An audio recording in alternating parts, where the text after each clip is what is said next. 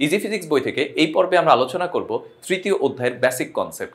Easy ফিজিক্সের অন্যতম চমৎকার বা আকর্ষণীয় দিক হচ্ছে এই বেসিক কনসেপ্ট। এই বেসিক কনসেপ্টের মাধ্যমে তুমি অল্প কিছু বিষয়ের মাধ্যমে পুরো অধ্যায় সম্পর্কে একটা চমৎকার ধারণা পেয়ে যেতে পারো। তো সেরকমই প্রত্যেকটা অধ্যায়ের মতো এই পর্বে আমরা আলোচনা করব তৃতীয় অধ্যায় নিয়ে।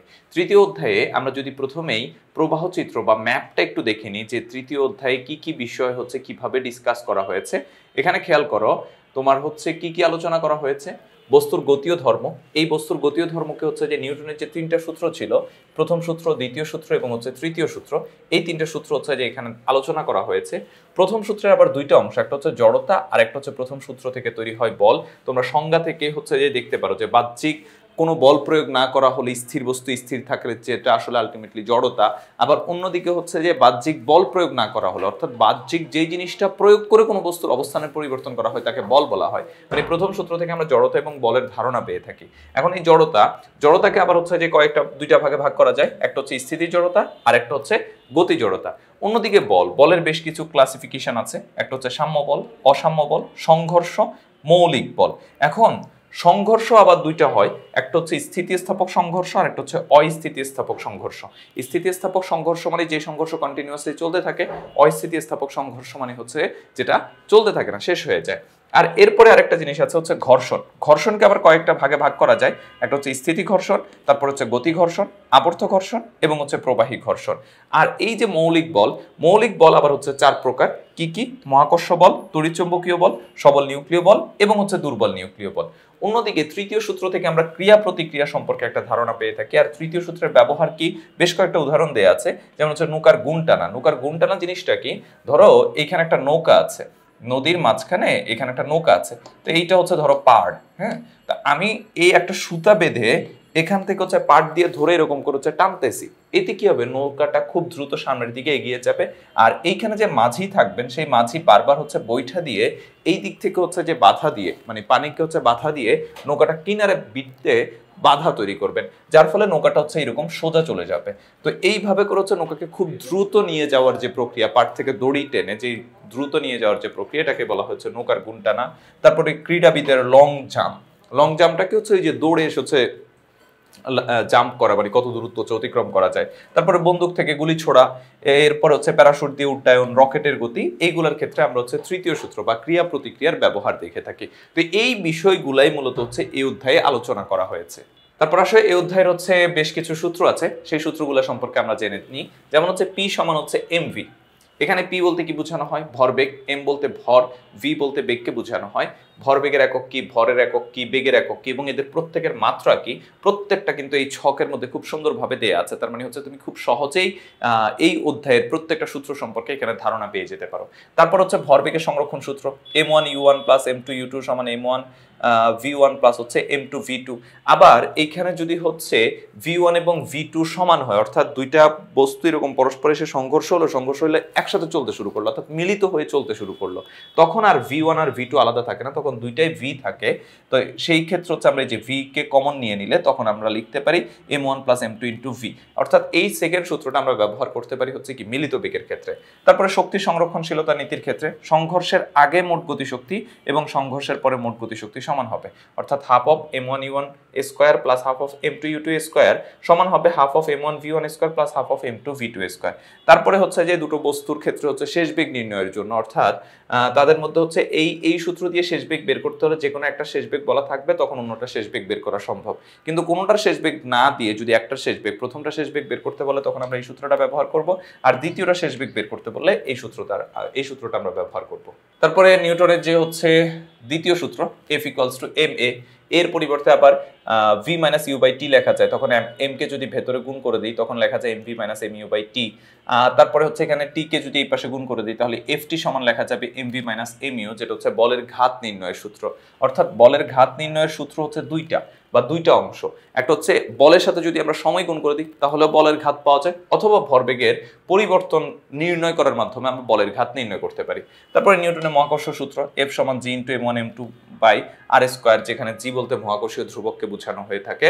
তারপর হচ্ছে অভিকর্ষ ত্বরণ হচ্ছে g equals to gm by r square, কিন্তু এটা সার্টেন উচ্চতায়, অর্থাৎ h উচ্চতায় বা r উচ্চতায় যদি আমরা অভিকর্ষ ত্বরণ বের করতে চাই তখন আমরা এই সূত্রটা ব্যবহার করব। তারপর হচ্ছে ঘর্ষণ বল বের করার জন্য এফ এস সমান হচ্ছে মিউ এস ইনটু হচ্ছে ডব্লিউ। এখানে মিউ এস বলতে বোঝানো হয় স্থিতিগতি ঘর্ষণ, স্থিতি ঘর্ষণ গুণাঙ্ক, অর্থাৎ এটা হচ্ছে ঘর্ষণ গুণাঙ্ক হচ্ছে বের করতে বলা, ঘর্ষণ গুণাঙ্ক দিয়ে যদি ঘর্ষণ বল বের করতে হয় তখন আমরা এই সূত্রটা ব্যবহার করব। অন্যদিকে মিউ এস ইকুয়ালস টু হচ্ছে ট্যান থেটা। এখানে এই যে থেটা দ্বারা বা মিউ এস এটা দ্বারা হচ্ছে কি বোঝানো হয়, যে একটা ঢালু বস্তু, এরকম একটা বস্তু আছে, এটাকে কত ডিগ্রি বাঁকা করলে এখানের উপর থাকাটা বস্তুটা গড়িয়ে পড়বে। ধরো একটা বইয়ের উপর একটা ম্যাচ বাক্স রাখলাম, বইটাকে কত ডিগ্রি কোণে বাঁকা করলে ম্যাচ বাক্সটা গড়িয়ে পড়বে, সেই কোণটাই হচ্ছে থেটা, আর সেটা নির্ণয়ের জন্য সূত্র হচ্ছে এইটা। তারপর হচ্ছে ঘর্ষণ গুণাঙ্ক, এই যে একটু আগে সেম সূত্রটা, এই সূত্রটা আর এই সূত্রটা সেম, জাস্ট এফ এস এর পরিবর্তে এফ কে ব্যবহার করা হয়েছে। এফ এস হচ্ছে স্থিতি ঘর্ষণ গুণাঙ্ক, আর হচ্ছে মিউ এস হচ্ছে স্থিতি ঘর্ষণ গুণাঙ্ক, আর মিউ কে হচ্ছে গতি ঘর্ষণ গুণাঙ্ক। তারপরে হচ্ছে যে আমরা যদি বন্দুকের ক্ষেত্রে বন্দুকের পশ্চাৎ বেগ নির্ণয়ের জন্য আমরা এই সূত্রটা ব্যবহার করে থাকি, v2 সমান হচ্ছে minus m1 v1 by m2। আর এই প্রযুক্ত বল সমান হচ্ছে কি হবে, প্রযুক্ত বল সমান হচ্ছে কার্যকর বল যোগ হচ্ছে ঘর্ষণ বল। অর্থাৎ আমি একটা জায়গায় যখন হচ্ছে বল প্রয়োগ করি তখন সেই বলটা দুইটা পোর্শনে ভাগ হয়, একটা হচ্ছে কাজের রূপান্তর হয় আর একটা হচ্ছে ঘর্ষণের এগেনিস্টে কাজ করে। তো এই ঘর্ষণের এগেনিস্টে কার্যকর বল আর হচ্ছে কার্যকর বল যেটা আছে, এই দুটাকে যোগ করলে আমরা মূল টোটাল প্রযুক্ত বলটা পেয়ে যাই। অথবা এটাকে আমরা অপচয়কারী বলও বলতে পারি। অপচয়কারী বল আর কার্যকর বল যোগ করলে হচ্ছে যে আমরা কি পাওয়া যাবে, মোট প্রযুক্ত বল কত সেটা পাওয়া যাবে। তো এই সূত্রগুলোই মূলত হচ্ছে এই অধ্যায়ে আলোচনা করা হয়েছে, বা এই অধ্যায়ের ম্যাথমেটিক্যাল প্রবলেমগুলো সলভ করতে এই সূত্রগুলোই হচ্ছে প্রয়োজন। আচ্ছা, এরপরে এই অধ্যায়ের গুরুত্বপূর্ণ কিছু সংজ্ঞা রয়েছে, যেমন নিউটনের গতির সূত্র। বল দিয়ে বিজ্ঞানী স্যার আইজ্যাক নিউটন যুগান্তকারী তিনটি সূত্র প্রতিপাদন করেন। প্রথম সূত্র হচ্ছে বল প্রয়োগ না করলে স্থির বস্তু সর্বদা স্থির থাকবে, গতিশীল বস্তু সমবেগে গতিশীল থাকবে। তারপর হচ্ছে দ্বিতীয় সূত্র হচ্ছে বস্তুর ভরবেগের পরিবর্তন হার এর উপর প্রযুক্ত বলের সমানুপাতিক। তারপরে তৃতীয় সূত্র হচ্ছে যে প্রত্যেক ক্রিয়ারই একটি সমান ও বিপরীত প্রতিক্রিয়া আছে। তিনটা সূত্র এখানে বলা হয়েছে। তারপরে হচ্ছে নিউটনের মহাকর্ষ সূত্র, যে প্রত্যেকটা বস্তু একে অপরকে নিজের দিকে আকর্ষণ করে। আকর্ষণ বলের মান হচ্ছে ভরের গুণফলের সমানুপাতিক, এদের দূরত্বের বর্গের ব্যস্তানুপাতিক এবং সংযোগ সরলরেখা বরাবর ক্রিয়া করে। তারপর হচ্ছে ভরবেগের নিত্যতা সূত্র, যে একাধিক বস্তুর মধ্যে যদি ক্রিয়া প্রতিক্রিয়া ছাড়া অন্য কোনো বল কাজ না করে তাহলে কোনো নির্দিষ্ট দিকে তাদের মোট ভরবেগের কোনো পরিবর্তন হবে না। তারপরে শক্তির সংরক্ষণশীলতা নীতি, শক্তি অবিনশ্বর, এর সৃষ্টি বা বিনাশ নেই, শক্তি শুধুমাত্র এক রূপ থেকে অন্য রূপে রূপান্তরিত হয়। তারপর হচ্ছে পড়ন্ত বস্তুর ক্ষেত্রে বিনা বাধায় যে কোনো উচ্চতা থেকে পড়ন্ত বস্তু যে কোনো মুহূর্তে স্থিতিশক্তি গতিশক্তির সমষ্টি সমান হয়। মানে হচ্ছে উপর থেকে যখন একটা বস্তু পড়ে প্রত্যেকটা বিন্দুতে তার মোট শক্তির পরিমাণ সমান। মোট শক্তি বলতে কি বোঝানো হবে, গতিশক্তি আর বিভব শক্তির যোগফল। গতিশক্তি বিভব শক্তির পরিমাণ ভিন্ন হতে পারে, অর্থাৎ গতিশক্তি বেশি হতে পারে, বিভব শক্তি কম হতে পারে কোনো একটা বিন্দুতে, অন্য একটা বিন্দুতে তার বিপরীতটা ঘটতে পারে, কিন্তু তাদের যে সমষ্টি, এই সমষ্টি প্রত্যেকটা বিন্দুতেই কিন্তু সেম থাকবে। তারপরে নিউটনের প্রথম সূত্র, বল প্রয়োগ না করলে স্থির বস্তু সর্বদা স্থির থাকবে এবং সমবেগে চলতে থাকা বস্তু সর্বদা সমবেগে চলতে থাকবে। সেই সূত্রটা এখানে হচ্ছে যে একটু ব্যাখ্যা করে দেখানো হয়েছে। দেখো, দ্বিতীয় সূত্র থেকে হচ্ছে প্রথম সূত্রের যে প্রমাণ বা প্রথম সূত্র কিভাবে আসছে। আমরা দ্বিতীয় সূত্র জানি এফ সমান এম এ, এর পরিবর্তে লেখা যায় V minus u by t. এখন এই যে টিটাকে এইদিকে গুণ করে দিলাম আর এমটাকে ভেতরে গুণ করলাম, তাহলে এম ইন্টু ভি হচ্ছে m v, m into u হচ্ছে এম ইউ। তো এই এদের একে বলের ঘাত বা ভরবেগের পরিবর্তন বলা হয়। এখন প্রথম সূত্র অনুযায়ী যে কোনো বল প্রয়োগ না করা হলে এফ ইকুয়ালস টু জিরো, অর্থাৎ কোনো বল যদি আমি প্রয়োগ না করি তাহলে এফ ইকুয়ালস টু জিরো। এখন এফ ইকুয়ালস টু জিরো বসাই দিলে আমরা কি পাচ্ছি, জিরো সমান হচ্ছে m into v minus u. এখন এম তো এদিকে আসলে হচ্ছে কি হয়ে যাবে, জিরো হয়ে যাবে। তাহলে লেখা যায় কি, ভি ইকুয়ালস টু ইউ, অর্থাৎ আদিবেগ আর শেষ বেগ সমান। তার মানে যদি বাহ্যিক বল প্রয়োগ না করা হয়, শুরুতে যে বেগটা ছিল শেষেও সেই বেগটা থাকবে, অর্থাৎ শুরুতে যদি স্থির থাকে শেষও স্থির থাকবে, শুরুতে যদি যে গতিতে গতিশীল থাকতেছে শেষও সেই গতিতেই হচ্ছে গতিশীল থাকতেছে। যেটাই হচ্ছে নিউটনের প্রথম সূত্র, যে বাহ্যিক বল প্রয়োগ না করা হলে স্থির বস্তু স্থির থাকবে, গতিশীল বস্তু একই গতিতে চলতে থাকবে। এরপর হচ্ছে জড়তা, বল প্রয়োগ না করা হলে স্থির বস্তু সর্বদা স্থির থাকতে চায়, গতিশীল বস্তু সর্বদা গতিশীল থাকতে চায়। বস্তুর এই বৈশিষ্ট্য হচ্ছে জড়তা। বস্তুর ভর হলো জড়তার পরিমাপ, যে বস্তুর ভর যত বেশি জড়তা বেশি। জড়তা দুই প্রকার, একটা হচ্ছে স্থিতি জড়তা আর একটা হচ্ছে গতি জড়তা। স্থিতি জড়তা মানে কি, স্থির বস্তু চিরকাল স্থির থাকতে চায়। এরকম অসংখ্য উদাহরণ আছে। থেমে থাকা বাস হঠাৎ চলতে শুরু করলে বাস যাত্রীরা পিছন দিকে হেলে পড়েন স্থিতি জড়তার কারণে। বাস যখন থেমে থাকে তখন যাত্রীরা শরীরও স্থির থাকে। হঠাৎ বাস চলতে শুরু করলে যাত্রীদের শরীর বাস সংলগ্ন অংশ গতিশীল হয়, কিন্তু শরীরের উপরের অংশ স্থিতি জড়তার জন্য স্থির থাকতে চায়, তাই শরীরের নিচের অংশ থেকে উপরের অংশ পিছিয়ে পড়ে বা শরীর পিছনে হেলে পড়ে। মানে থেমে থাকা বাস হঠাৎ করে চলতে শুরু করলে কি হয়, আমরা এরকম পেছন দিকে হেলে পড়ি না? অথবা মেট্রো রেলে যখন উঠবা দেখবা যে মেট্রো চলা শুরু করলে তুমি যেদিকে চলতেছে তার বিপরীত দিকে হেলে পড়ো, কেন? স্থিতি জড়তার কারণে। এরপরে হচ্ছে গতি জড়তা। গতিশীল বস্তু সবসময় গতিশীল থাকতে চাওয়ার যে প্রবণতা থাকে গতি জড়তা বলে। সে ঠিক তার বিপরীত উদাহরণটা, যে চলতে থাকা বাস হঠাৎ যদি থেমে যায় তাহলে কি হয়, আমরা সামনের দিকে ঝুঁকে পড়ি। অথবা গাড়ি ব্রেক করলে আমরা কি হয়, সামনের দিকে ঝুঁকে পড়ি। এটা কেন? গতি জড়তার কারণে।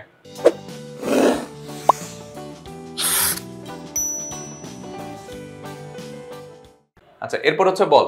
যা স্থির বস্তুর উপর ক্রিয়া করে তাকে গতিশীল করে বা করতে চায়, অথবা গতিশীল বস্তুর উপর ক্রিয়া করে গতির পরিবর্তন করতে চায়, তাকে বল বলে। এর একক হচ্ছে কি নিউটন বা KG metre per second square, মাত্রা হচ্ছে mlt ইনভার্স 2। তারপরে স্পর্শের ভিত্তিতে আবার বলকে আমরা দুই ভাগে ভাগ করতে পারি, একটা হচ্ছে স্পর্শ বল আর একটা হচ্ছে অস্পর্শ বল। স্পর্শ বল মানে কি, যেমন আমি যদি এই মার্কারটাকে এখান থেকে এখানে উঠাতে চাই তাহলে আমাকে স্পর্শ করতে হবে, এটা হচ্ছে স্পর্শ বল। আর অস্পর্শ বল কি, মার্কারটা উপর থেকে ছেড়ে দিলে নিজে নিজে নিচের দিকে পড়তেছে, পৃথিবী তাকে টানতেছে, পৃথিবী কিন্তু স্পর্শ করতে হচ্ছে না, সেটাকে আমরা বলি হচ্ছে অস্পর্শ বল। তারপরে দেখো মৌলিক বল। যে সকল বল মূল বা স্বাধীন, অর্থাৎ অন্য কোনো বল থেকে উৎপন্ন হয় না, অন্য কোনো বলের কোনো রূপ নয় বরং অন্যান্য বল, এই সকল বলের কোনো না কোনো রূপের প্রকাশ, তাদেরকে মৌলিক বল বলে। প্রকৃতিতে 4 ধরনের মৌলিক বল বিদ্যমান। কি কি আছে? মহাকর্ষ বল, তারপরে হচ্ছে তড়িৎচুম্বক বল, দুটি বস্তুর মধ্যে তাদের আধানের কারণে যে বল সৃষ্টি হয় তাকে তড়িৎচুম্বক বল বলে। মধ্যাকর্ষণ তুলনায় এটি হচ্ছে 10⁻36 গুণ বেশি শক্তিশালী। তারপরে আছে কি দুর্বল নিউক্লিয় বল এবং হচ্ছে সবল নিউক্লিয় বল। এদের পাল্লাটা একটু মনে রাখবা, যে দুর্বল নিউক্লিয় বলের পাল্লা হচ্ছে 10⁻18 মিটার, আর সবল নিউক্লিয় বলের পাল্লা হচ্ছে 10⁻15 মিটার। এই 4টা বলের মধ্যে সবচেয়ে শক্তিশালী হচ্ছে সবল নিউক্লিয় বল, তারপরে হচ্ছে তড়িৎচুম্বকীয় বল, তারপর হচ্ছে দুর্বল নিউক্লিয় বল, এবং সবচেয়ে দুর্বল হচ্ছে মহাকর্ষ বল। তারপর হচ্ছে সাম্যতা ও সাম্যতাবিহীন বল। সাম্য বল হচ্ছে যে বলগুলো কোনো বস্তুর উপর ক্রিয়া করে সাম্য অবস্থা সৃষ্টি করে, তাদেরকে সাম্য বল বলে। যেমন ধরো এখান থেকে একটা বস্তুকে আমি ঝুলিয়ে দিলাম, পৃথিবী তাকে নিচের দিকে টানতেছে, সুতা তাকে উপর দিকে টেনে ধরে রাখতেছে। এই যে দুইটা বল কাজ করে বস্তুটাকে স্থির অবস্থায় রেখে দিয়েছে, এই দুইটা বলকে আমরা বলবো হচ্ছে সাম্য বল। তো সাম্য বলের ক্ষেত্রে ক্রিয়াশীল বলগুলো লব্ধি শূন্য হয়, যেহেতু দুইটা সমান বল বিপরীত দিকে কাজ করতেছে তাহলে লব্ধি শূন্য হবে, এবং যেহেতু বস্তুর লব্ধি শূন্য তার মানে কোনো নিট ফোর্স কাজ করতেছে না, তার মানে হচ্ছে ত্বরণ শূন্য হবে। আর সাম্যবিহীন বল, যে বলগুলো কোনো বস্তুর উপর ক্রিয়া করে সাম্যতা বিনিষ্ট করে, তাদেরকে অসাম্য বল বা সাম্যতাবিহীন বল বলা হয়। অসাম্য বলের ক্ষেত্রে ক্রিয়াশীল বলগুলো লব্ধি শূন্য হয় না, অসাম্য বলসমূহ ক্রিয়ায় বস্তুতে ত্বরণ সৃষ্টি হয়, অর্থাৎ অসাম্য বল হচ্ছে সাম্য বলের ঠিক বিপরীত। নিউটনের দ্বিতীয় সূত্র আমরা একটু আগে হচ্ছে বিবৃত করে আসছি। ধরো এম ভরের একটা বস্তু ইউ আদি বেগে চলছে, টি সময় পরে এস দূরত্ব অতিক্রম করার পরে এটা ভি বেগ প্রাপ্ত হলো, আর এই সময় হচ্ছে ত্বরণের মান এ। তো এখানে একটি বস্তুর ভর এম, আদি বেগ ইউ, শেষ বেগ হচ্ছে ভি, সময় টি, ত্বরণ এ, এবং হচ্ছে সরণ হলো এস। আদি ভরবেগ কত? এম ইউ, শেষ ভরবেগ কত? M v. তাহলে ভরবেগের পরিবর্তন কত? M v minus m u. এখন সময়ের সাথে ভরবেগের পরিবর্তন কত, মানে একক সময় কতটুকু ভরবেগ পরিবর্তন হয়, m v minus m u by t. আমি যদি এখান থেকে এম কমন নিয়ে ফেলি তাহলে v minus u by t. এখন এই যে v minus u by t এর পরিবর্তে লেখা যায় এ, এইটা হচ্ছে কি ভরবেগের পরিবর্তনের হার। এখন নিউটন স্যার বলেছেন ভরবেগের পরিবর্তনের হার এর উপর প্রযুক্ত বলের সমানুপাতিক, তার মানে এফ সমানুপাতিক এম এ, এফ সমানুপাতিক এম এ। সমানুপাতিক চিহ্নকে উঠিয়ে দিয়ে যদি আমি ইকুয়াল চিহ্ন নিয়ে আসতে চাই তাহলে আমাকে একটা কনস্ট্যান্ট নিয়ে আসতে হবে, কনস্ট্যান্ট হচ্ছে কে, আর এই কনস্ট্যান্টের মান হচ্ছে 1, তাহলে F equals two M A. এরপর হচ্ছে মহাকর্ষ বল। মহাকর্ষ বলের কথা আমরা বলে আসছি যে মহাবিশ্বের প্রতিটা বস্তু কণা একে অপরকে নিজের দিকে আকর্ষণ করে, এবং এই আকর্ষণ বলের মান বস্তু কণাদ্বয়ের ভরের গুণফলের সমানুপাতিক এবং দূরত্বের বর্গের ব্যস্তানুপাতিক। সেখান থেকে ইকুয়েশনটা দাঁড়ায় হচ্ছে এফ সমানুপাতিক F equals to G into m one m two by r square, যেখানে জি হচ্ছে মহাকর্ষীয় ধ্রুবক, মহাকর্ষীয় ধ্রুবকের মান কত? 6.67 ইনটু 10⁻11, এবং ইউনিটটা হচ্ছে newton metre square per KG square. এটা খুব ভালো করে মনে রাখবা। আর পৃথিবীর মধ্যাকর্ষণ বলের জন্য এম ভরে একটা বস্তু ত্বরণ অনুভব করে, মধ্যাকর্ষণের জন্য যে ত্বরণ সৃষ্টি হয় তাকে এ না লিখে জি লেখা হয়, কাজে এফ এ এর পরিবর্তে আমরা লিখতে পারি হচ্ছে g into m m by r square equals to হচ্ছে এম জি, বা g equals to g m by r square, অর্থাৎ অভিকর্ষ ত্বরণ নির্ণয়ের সূত্র। এখানে এম হচ্ছে পৃথিবীর ভর আর আর হচ্ছে পৃথিবীর ব্যাসার্ধ, এবং দুইটারই মান তোমাদের কাছে বলা আছে। এরপরে হচ্ছে ভরবেগ ও হচ্ছে সংঘর্ষ। এখন ভরবেগ হচ্ছে কি, কোন বস্তুর ভরবেগের গুণফলকে ভরবেগ বলে। সূত্র কি? এমভি। একক কি? KG metre per second. মাত্রা কি? MLT inverse 1। ভরবেগের নিত্যতার সূত্র কি পড়ে আসছিলাম? ভরবেগ সংঘর্ষের আগে এবং পরে ভরবেগের কোনো পরিবর্তন ঘটে না। এখান থেকে আমরা এই সূত্রটা লিখতে পারি। শক্তির সংরক্ষণশীলতা নীতি কি ছিল? শক্তি সৃষ্টি বা ধ্বংসনে শক্তি শুধুমাত্র এক রূপ থেকে অন্য রূপে রূপান্তরিত হয়। তারপর হচ্ছে পড়ন্ত বস্তুর ক্ষেত্রে বিনা বাধায় যখন কোনো উচ্চতা থেকে বস্তু পড়ে স্থিতিশক্তি গতিশক্তির সমষ্টি সমান হয়, অর্থাৎ প্রত্যেকটা বিন্দুতে হচ্ছে স্থিতিশক্তি এবং গতিশক্তির মোট সমষ্টি সমান হবে। আর শক্তির নিত্যতার সূত্র কি? Half of m1u1 square plus half of m2u2 square সমান হচ্ছে half of m1v1 square plus হচ্ছে হাফ অফ m2v2 স্কয়ার। অর্থাৎ সংঘর্ষের আগে মোট গতিশক্তি এবং সংঘর্ষের পরে মোট গতিশক্তি সমান হবে, মানে গতিশক্তির কোনো পরিবর্তন হবে না। এরপরে আসো নিউটনের তৃতীয় সূত্র। প্রত্যেক ক্রিয়ারই সমান ও বিপরীত প্রতিক্রিয়া আছে। এই যে এখানে m1 ভরের একটা বস্তু আছে, এটাকে f1 এদিকে কাজ করতেছি, আমি যখন এইদিকে ধাক্কা দিব তখন হচ্ছে যে বিপরীত দিক থেকে হচ্ছে আরেকটা ধাক্কা কাজ করবে। তো এখান থেকে আমরা লিখতে পারি f1 ইকুয়ালস টু হচ্ছে মাইনাস F2, অর্থাৎ একটা বস্তু দিয়ে যখন হচ্ছে কোনো বস্তুর উপর ধাক্কা দেওয়া হয় তখন বিপরীতে আরেকটা হচ্ছে যে ধাক্কা লাভ করা হয়। এইটা হচ্ছে কি ক্রিয়ার প্রতিক্রিয়া, যেই ধাক্কাটা আমি দিয়েছি বা যেই বলটা প্রয়োগ করেছি সেটা হচ্ছে ক্রিয়া, রিটার্ন যে বলটা পেয়েছি সেটা হচ্ছে প্রতিক্রিয়া। আর নিউটনের সূত্র হচ্ছে ক্রিয়া প্রতিক্রিয়া সমান, জাস্ট দিকটা হচ্ছে বিপরীত। এই জন্য F1 ইকুয়ালস টু হচ্ছে -F2 লেখা যায়। এখন F এর পরিবর্তে আমরা লিখতে পারি হচ্ছে ma, তাহলে F1 এর পরিবর্তে m1a1, F2 এর পরিবর্তে m2a2, এর পরিবর্তে আবার v - u/t, সেম ভাবে হচ্ছে a2 এর পরিবর্তে লেখা যায়। এখন এই t উভয় পাশ থেকে যদি কাটাকাটি করে ফেলি তাহলে আমরা এখানে m টা ভেতরে গুণ করে দিলে আমরা এই সূত্রটা পাচ্ছি, তারপরে এই দিক ওদিক করলেই আমরা ভরবেগের সংরক্ষণশীল সূত্রটা হচ্ছে পেয়ে যাচ্ছি।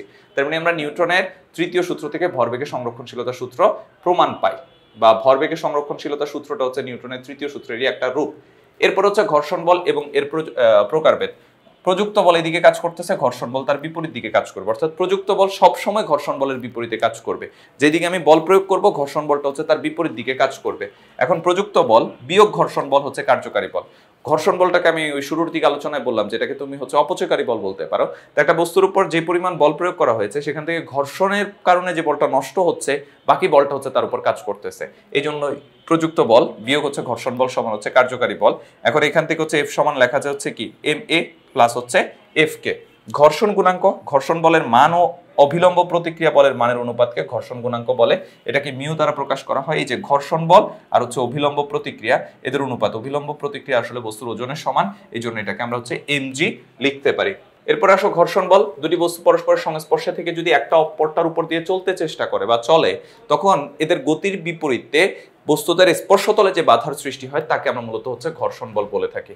ঘর্ষণকে চারটা ভাগে ভাগ করা যায়। একটা হচ্ছে স্থিতি ঘর্ষণ, স্থির থাকা অবস্থায় যে ঘর্ষণ কাজ করে তাকে স্থিতি ঘর্ষণ বলে। গতি ঘর্ষণ, গতিশীল থাকা অবস্থায় যে ঘর্ষণ কাজ করে তাকে গতি ঘর্ষণ বলে।